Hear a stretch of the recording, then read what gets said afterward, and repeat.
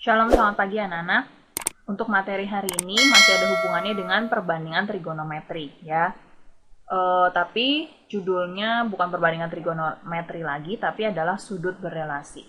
Oke.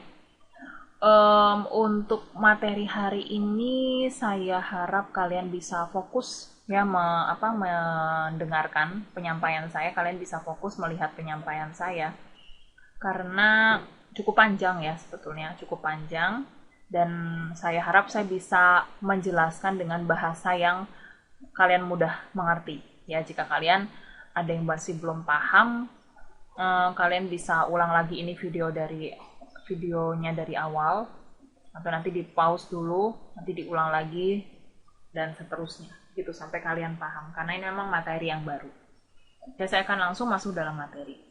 Jadi sudut berelasi ini hubungannya dengan sumbu koordinat kartesius ya. Nah ini, kayak ini, sumbu koordinat atau koordinat kartesius ini kan yang sebelah sini kan adalah sumbu X ya, yang di sebelah sini adalah sumbu Y. Nah ini kan sudah otomatis terbagi jadi 4 ya. Jadi aturan yang pertama adalah untuk sudutnya dulu. Di sebelah sini adalah sudut 0 derajat, kemudian kita tarik ke atas, ini berlawanan dengan arah jarum jam ya. Ini adalah 90 derajat. Kemudian sebelah sini adalah 180. Dari mana 180 ya? Karena 90 ditambah 90. Kan ini siku-siku ya. Siku-siku kan berarti 90 derajat. Kemudian selanjutnya 180 ditambah 90 menjadi 270. Dan berikutnya 270 ditambah 90 menjadi 360, atau balik lagi ke titik awal 0 derajat. Jadi 0 derajat atau 360 posisinya sama di sebelah sini. Ya. Oke.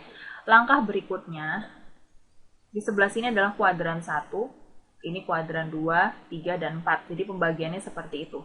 Ya, artinya kalian saya harap bisa paham dengan apa ya, kuadran, 4 kuadran dalam sumbu koordinat ini.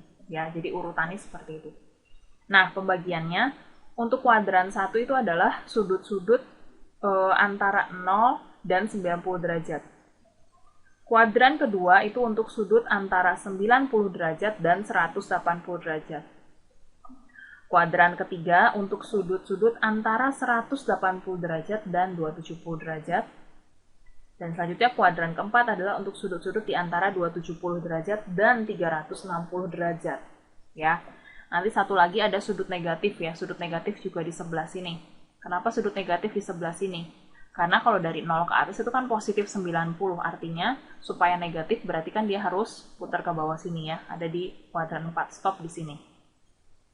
Apakah nanti mungkin sudut negatif ada di kuadran 3, Miss? Nggak akan mungkin sampai sini atau sini, atau mungkin sampai sini, jauh banget tuh ya. Nanti cuman ada di kuadran 4 saja. Ya, jadi sekali lagi kuadran 4 adalah untuk sudut antara 270 dan 360 serta sudut negatif. Seperti itu. Ya, oke, selanjutnya nih saya kasih contoh soal dulu di sini ya. Misalkan diketahui berapa sih nilai dari sin 135 derajat. Ini kalau pakai kalkulator gampang ketahuan ya sebetulnya, tapi secara perhitungan matematikanya ada caranya.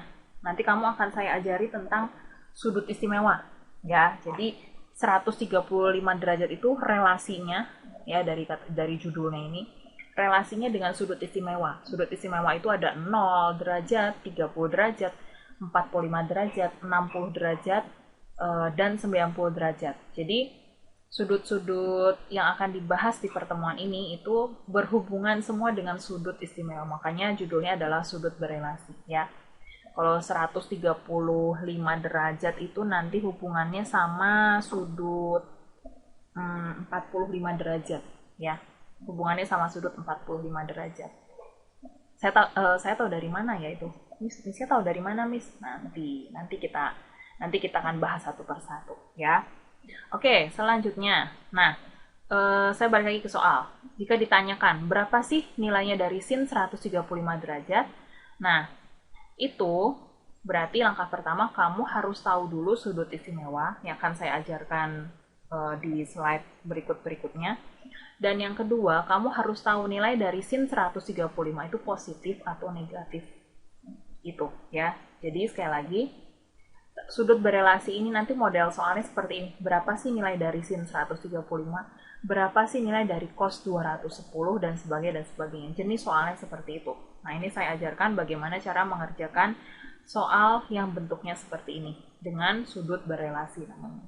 Saya ulangi lagi, langkah pertama adalah kamu harus tahu dulu sudut istimewa. Ya, nanti saya akan ajarkan di slide-slide berikutnya. Slide keberapa itu saya lupa. Itu dengan bukan jari ya, dengan telapak tangan. Dengan telapak tangan itu nanti kalian saya ajari caranya untuk menentukan sinus dan kosinus dari sudut-sudut istimewa. Begitu ya. Nanti pasti untuk sudut-sudut lainnya yang di luar sudut istimewa, yaitu sudut di atas 90 derajat, itu pasti kalian bisa ngerti berapa sinnya, kosinusnya, tangannya, dan sebagainya. Kalau yang selain sin, kos, sama tangan itu kan semua kebalikannya ya. Itu sudah saya ajari di pertemuan sebelum ini. Oke, saya lanjutkan. Nah, untuk sudut istimewa nanti akan saya ajarkan di slide berikutnya. Yang sekarang saya akan ajarkan nilai positif atau negatif itu kita tahu dari mana? Yaitu dari kuadrannya ini. Perhatikan. Untuk kuadran 1, 2, 3, dan 4 ini ada aturannya. Ya, ada aturannya.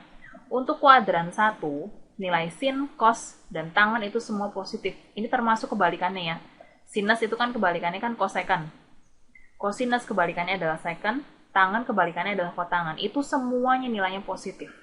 Ya, jadi misalkan sin 45, cos 60, sin 90, itu nilainya positif semua, tidak ada yang negatif.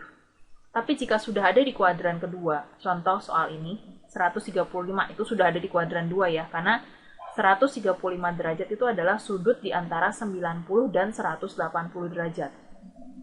Nah, ini yang positif hanya sinus atau kebalikannya itu kosekant. Selain itu, kosinus, sekant, tangan, kotangan itu negatif.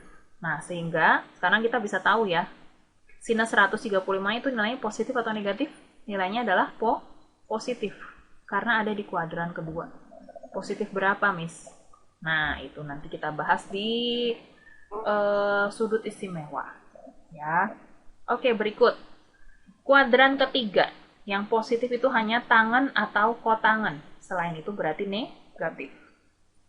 Kuadran keempat yang positif hanya kosinus atau sekant. Selain itu nilainya negatif. Kuadran 4 juga berlaku untuk sudut negatif ya. Oke, saya lanjutkan. Nah, sekarang gimana cara nentuin perbandingan trigonometrinya? Nah, rumusnya sebelum kita masuk dalam sudut istimewa ya.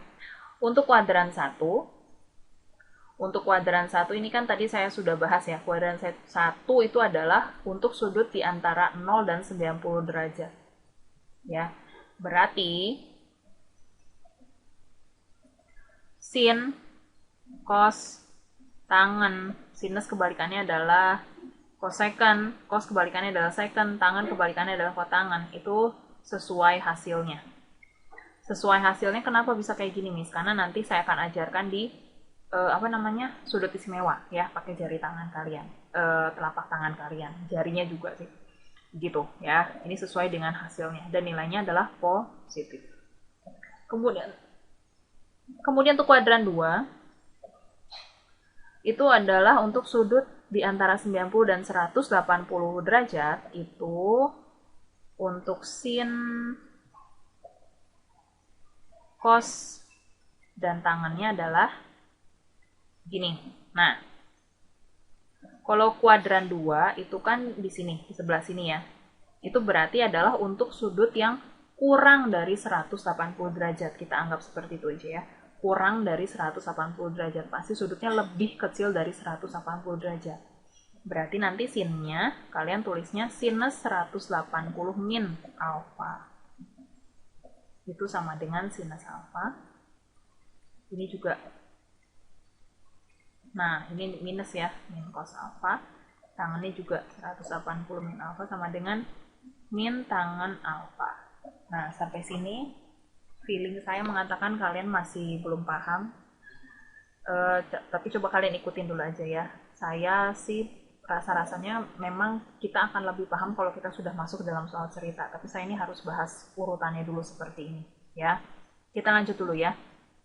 Oke, sekarang kuadran 3. Kuadran 3 adalah untuk sudut di antara 180 dan 270. Nah, ini kan berarti sudut yang lebih besar dari 180.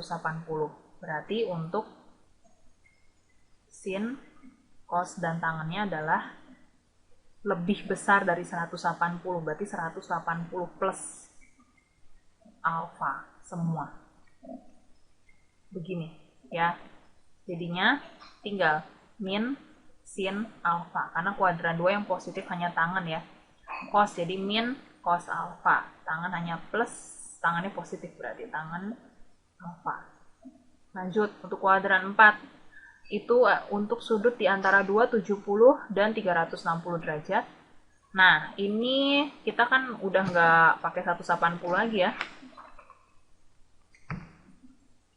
Ini adalah sudut yang lebih kecil dari 360. Jadi angka yang kita pakai adalah 180 dan 360. Berarti untuk sin, cos, dan tan-nya pakainya 360 min alfa semua. Nah, begini. Kalau kuadran 4 yang positif kan hanya cos ya. Berarti ini cos alfa. Ininya sin. Sinnya negatif, tangannya juga negatif. Nah, begini. Kita lanjutkan di kuadran, untuk sudut nilai negatif. Berarti alfanya lebih kecil dari 0 derajat. Nah, untuk sudut nilai negatif itu kan berarti ada di kuadran 4. Nah, berarti kalau kuadran 4 yang nilainya positif itu hanya yang ini ya, cos atau secant yang nilainya apa? Positif ya. Berarti untuk sin, cos, dan tangan sudutnya kan negatif, berarti ini min alfa semua. Oke. Yang positif hanya cos, berarti cos min alfa itu sama dengan cos alfa. Ini min semua. Nah, begini. Nah, ini kita masuk dalam sudut istimewa. Ini memakai telapak tangan kiri. Kalau kalian kidal berarti kalian pakai telapak tangan kanan ya. Pokoknya kiri kanan sebetulnya sama aja. Tapi ini yang saya ajarin pakai jari sebelah kiri. Nah, ini di sebelah sini adalah sudut 0 derajat. Ini udah paten ya. Berarti kalian harus ngerti, harus paham ini dulu. Ini adalah sudut 0, 30, 45, 60, dan 90. Ini. Nah, kemudian aturan berikutnya adalah kalian tulislah angka ini. 0, setengah akar 2, setengah akar 3, dan 1. Kemudian terbalik sekarang dari sebelah sini.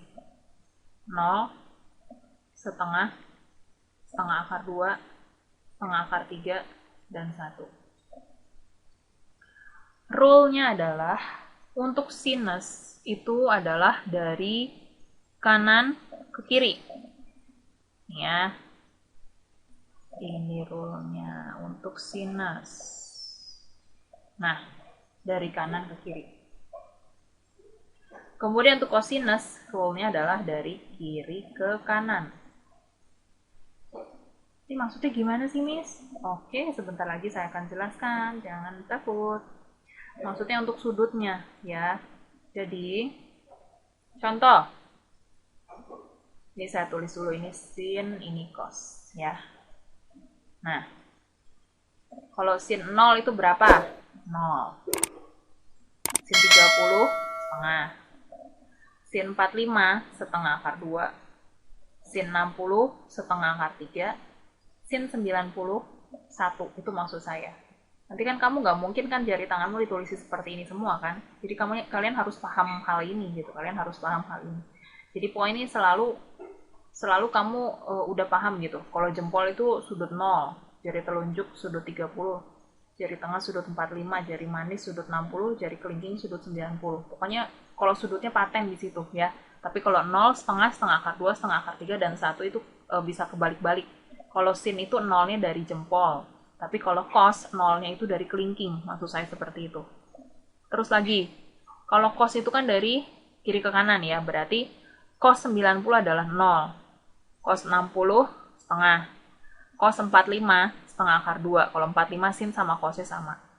Cos 30, setengah akar 3. Terus cos 0 adalah 1. Kok tangannya nggak ada, Miss? Nggak ada tangannya. Karena rumus tangan alfa itu rumusnya adalah sin alfa per cos alfa. Itu. Berarti ini kalau kamu nyari tangan 45, ya udah tinggal kamu bagi setengah akar 2 dibagi setengah akar 2, yaitu 1. Tangan 90 derajat berapa ya, Miss? Berarti 1 dibagi 0. 1 bagi 0 apa? Tak terdefinisi. Ya, dan selanjutnya. Seperti itu. Oke, slide berikutnya. Lanjut. Nah, kita masuk dalam contoh soal ya. Contoh soal. Oke. Tentukan nilai trigonometri berikut dari sin 135 derajat. Nah, langkah pertama tentukan dulu. 135 itu kuadran berapa? 135 adalah kuadran 2.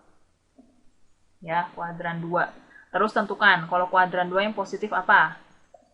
Positif, yang positif adalah sin atau kosekennya yang positif. Di soal ini kan sin, berarti sin 135 nanti nilainya adalah positif. Kemudian, kuadran 2. Kuadran 2 itu berarti sudut di bawah 180 derajat. Berarti, kamu tulisnya seperti ini. Sin 135 sama dengan sin 180 di bawah ya. Berarti sin 180 dikurangi, bukan dikurangi 135, tapi 180 itu dikurangi berapa sih supaya hasilnya bisa jadi 135? Berarti 180 dikurangi 45. Begini. Ya, ini caranya. Nah, jadi tinggal sin 45. Artinya, sin 135 itu berelasi dengan sin 45. Nah, sin 45 berapa ya, Miss? Yang di jari tangan tadi. Nah, sin 45. Sinus ini ya, berarti ini setengah akar 2. Berarti sama dengan setengah akar 2. Seperti itu caranya. Jadi sin 135 jawabannya adalah setengah akar 2. Soal kedua supaya kalian lebih paham. Ini soalnya ada 5, jadi kenapa saya sengaja banyakin soalnya? Ya memang itu ya. Ini banyak banget nih, saya pusing banget. Saya sengaja bikin banyak soalnya karena soal nomor 1 tuh biasanya masih pusing. Soal nomor 2 ya lumayan lah. Soal nomor 3 wah lumayan paham. Soal nomor 4, nomor 5 itu harusnya sudah bisa. Ya, begitu maksud saya. Oke, cos 210 derajat. 210 itu ada di kuadran berapa? 210 itu adalah sudut yang lebih besar dari 180 ya. Oke, kita lihat aja di sini. 210 gimana? Sebelah sini ya, berarti di kuadran ke-3. Kuadran ketiga, berarti ditulis dulu di sini keterangannya, kuadran ketiga. Nah, kalau kuadran ketiga yang positif itu adalah tangan. Tangan atau kotangan yang positif. Dan kemudian kita tulis di sini langsung, berarti cos 210 adalah di kuadran 3 ya. Kuadran 3 berarti lebih besar dari 180. Berarti sama dengan cos 180 plus titik-titik. Nah, titik-titiknya ini kita isi dengan angka yang jika ditambahkan dengan 180 tuh hasilnya 210, yaitu 30. Nah, kalian perhatikan, ini selalu di soal nanti yang muncul adalah sudut istimewa. Ya, supaya nanti bisa berhubungan dengan jari telapak tangan kalian ya, yang sudah saya ajari. Maksudnya bukan berhubungan sama telapak tangan kalian ya. Berhubungan dengan rumus dari sudut istimewa yang saya ajarkan sebelumnya dengan menggunakan telapak tangan kalian. Begitu maksud saya. Oke? Ya. Nah, ini jadinya kayak gini. Sama dengan cos 180 ditambah 30. Nah, akhirnya ini, saya lupa, ada yang saya lupa. Ini kan kalau di kuadran 3 yang positif hanya tangan dan kotangan. Ini yang ditanya adalah kosinus, berarti cosnya nilainya negatif. Begitu, ya. Nah, ini lanjut. Sama dengan min cos 30. 180 dikemanain sih, Miss? Ini juga dikemanain? Nggak ada. Karena rumusnya kalau min cos 180 plus titik-titik, ini 180 jadi hilang. Tinggal angka yang di belakangnya aja yang kita tulis. Ya, caranya begitu. Nah, jadinya min cos 30 sama dengan min, kalau masih lupa lihat lagi ya, cos 30 kosinus berarti yang di sini berarti setengah akar 3. Jadi hasilnya min setengah akar 3. Gitu hasilnya. Oke, selanjutnya soal nomor 3. Oke, second ini sekarang. Nah, kita tentukan lagi 300 derajat. 300, 300 itu ada di kuadran keempat ya, karena ini kan minimal 270, 300 berarti di sebelah sini. Ya, berarti kuadrannya 4. Nah, kalau di kuadran 4 yang positif adalah cos atau secant. Ya, berarti ini secant ini nilainya positif ya. Nah, tapi kan nilai secant itu kan nggak ada. Nah, artinya ini kita harus dibalik dulu. Secant itu kebalikan dari cos, berarti 1 per cos 300 derajat. Caranya begitu ya. Nah, berarti ini sama dengan 1 per, jadi kita ngitung mengerjakan ini di bawah semua, di pecahan ya, di posisi penyebut semua. 1 per cos. Nah, kuadran 4, lihat yang saya ajarkan, kuadran 4 nih, kuadran 4 ya. Kuadran 4 ini seperti ini nulisnya, jadi 360 min. Semuanya nulisnya seperti itu, 360 min. Jadi, kuadran 4, jadi cos 300 itu sama dengan cos 360 min 60 ya, karena 360 kurangi 60 adalah 300. Ini, jadi hasilnya adalah 1 per cos 60. Cek lagi, cos 60, ini 60, cosnya berarti adalah setengah. Nah, 1 dibagi setengah. Oke, saya kesini dulu. 1 per setengah artinya 1 dibagi setengah. Kalau dikali jadi artinya 1 dikali 2 per 1. Ya, jadi hasilnya adalah 2. Nah, jadi secant 300 hasilnya adalah 2. Begitu caranya. Selanjutnya, cos min 60. Nah, ini sudut negatif itu sudah otomatis di kuadran 4. Yang nilainya positif adalah cos atau secant. Ini soalnya cos berarti pasti nilainya positif.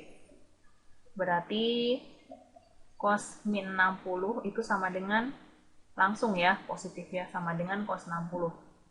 Cos 60 adalah setengah. Sudah, tinggal kita langsung jawabannya adalah setengah. Seperti itu. Oke, soal terakhir. Tangan 315 ini ada di kuadran 4 ya, karena ini sudutnya di atas 270 derajat. Kuadran 4 yang positif adalah cosinus atau secant. Nah, berarti kalau tangan nilainya negatif ya, berarti langsung aja ditulis. Berarti tangan 315 sama dengan min tangan. Ini sudut di bawah 360, berarti kamu tulisnya 360 min ya. 360 dikurangi berapa supaya jadi 315? Yaitu dikurangi 45. Oke, berarti sama dengan min tangan 45.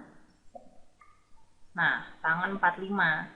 Nggak ada tangan ya, tangan itu kan rumusnya sin per cos. Nah, 45 itu sinnya setengah akar 2, cosnya setengah akar 2. Oke, tangan 45 sama dengan sin 45 dibagi cos 45. Berarti setengah akar 2 dibagi setengah akar 2. Kalian jangan bingung dengan angka yang pecahan dan akar bikin jelimet. Yang penting ini bentuknya sama, langsung dicoret. Jadi jawabannya 1. Jadi tangan 45 adalah 1. Min tangan 45 adalah min 1. Nah, seperti itu. Cukup panjang sekali ya. Nah, tapi saya harap ini kalau kalian memang berusaha untuk mengerti materi ini, silakan kalian ulangi lagi videonya ya, di bagian-bagian dimana kalian nggak paham. Ya, itu aja yang bisa saya ajarkan pada kalian. Semoga kalian paham dengan bahasa yang saya sampaikan ya. Selamat belajar anak-anak, Tuhan Yesus memberkati. Shalom.